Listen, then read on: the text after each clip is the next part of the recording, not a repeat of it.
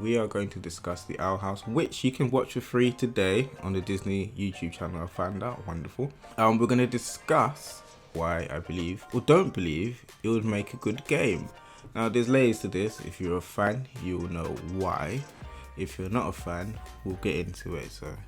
But first, let's kick things off.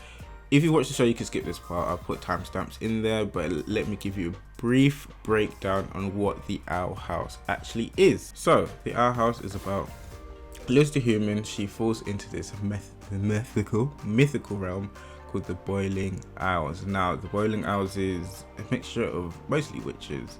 There's covens. Kids are trying to, I guess, learn to hone their powers. Some want to learn more than one magic, can't for whatever reason, but she lands with Ida and King. I love Ida, I think she's a great character for this show, and I will talk about shows and gaming later on. Of course, with every tale, there's a villain. That's better. I'm not going to go into the villain because, again, spoilers, don't want to spoil it for you. It's just not fair, it's not nice. People just shouldn't do it if it can be helped. Lovely set of characters as well as the two sides. You've got other friends who come in and out, help carry the storyline. Obviously within the dynamics you get the evil duo or misguided one who also changes to be good. I use air quotes because what really is good or bad. That's a quick lowdown. I'm not doing it justice, let me be real. I just don't want to spoil it. I think it's better to keep it as basic as possible, but that is it as a premise. Liz, human girl, learns to be a witch. She feels like she fits in better, meets lovely people, different tracks like illusion, healing, da-di-da-di-da.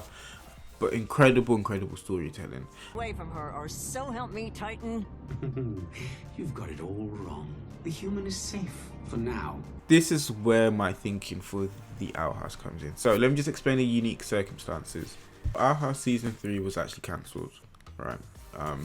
Dana went on to Reddit, I believe, and just gave the reasons. Disney didn't feel like it fit with their brand.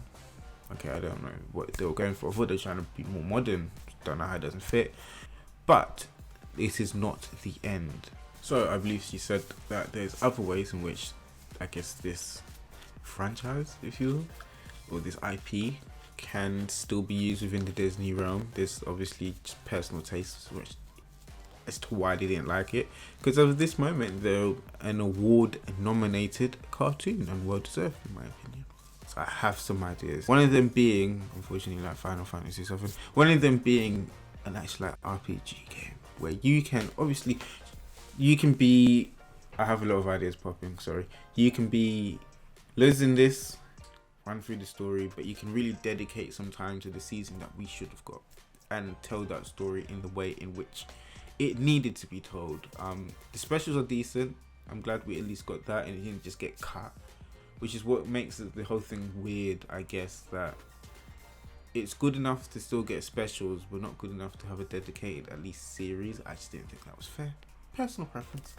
Final Fantasy, the way it blended action and the RPG is really good.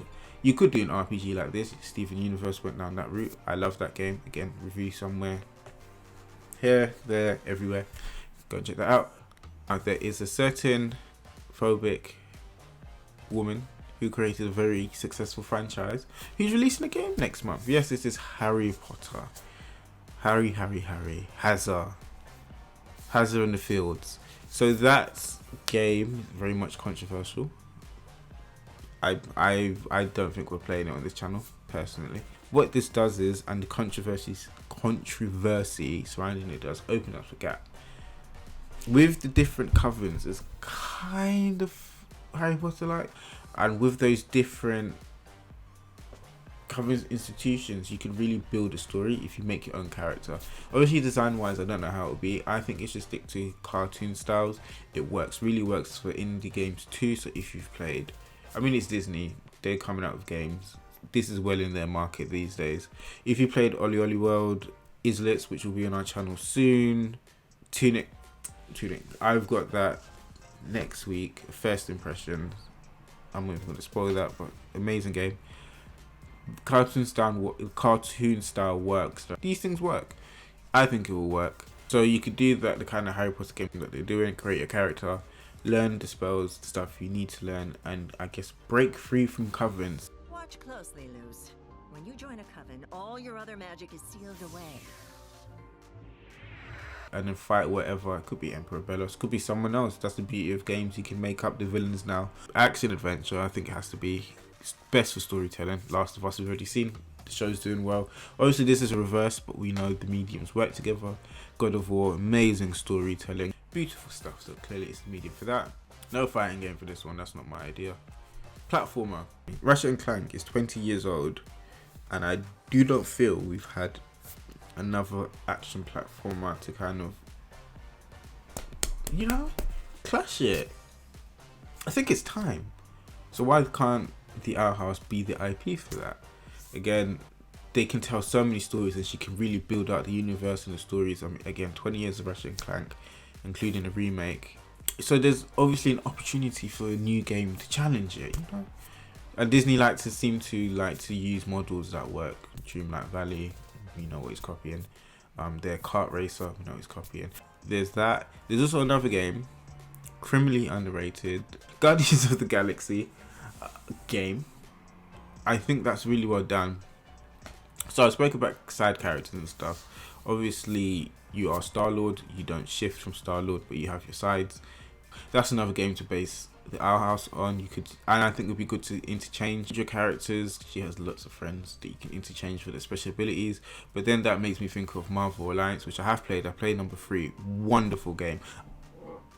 This is about the Owl House. It will make a great game. But I do implore you, if you can, to play Marvel Black Alliance, I think, 3. Great game. I played it. I just rented it. And then I played, and it just took over my life for a little bit. Really encourage it.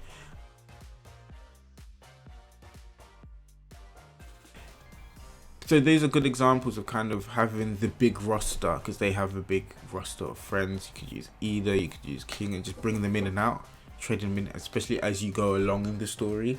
I'm really enjoying and getting to know some of the characters. But that's the video. I don't want to blabber on. Like I said, 4 action platformer, action adventure, spells, action RPG. I guess an RPG. I said no to RPG, now I'm for it. Jesus, I'm just a mess. RPG games as well, potentially. You can build up loads if you want. I just feel like that's just complicated for kids. You know, I feel like they should be the target audience. Or at least teenagers. Teenagers, they give more credit. They could probably do an RPG. If I'm thinking 7+, then no. But yeah, I think I don't only think it'll make a good game. I think it'll make an amazing set of games. Make different stories from it. You can still get funding. It might not be the way in which she wants to tell it, but there's streamers out here. And content creators out here. So they can, you know, if you really wanted to, which some people do, you can just cut out all the cutscenes, put that together, and your story's told, at least on YouTube or Twitch, without people having to actually touch the game. That could be an option. Endless, you see. This is why we're here. Dana, chat to us. We can work together. It doesn't need to die where it is.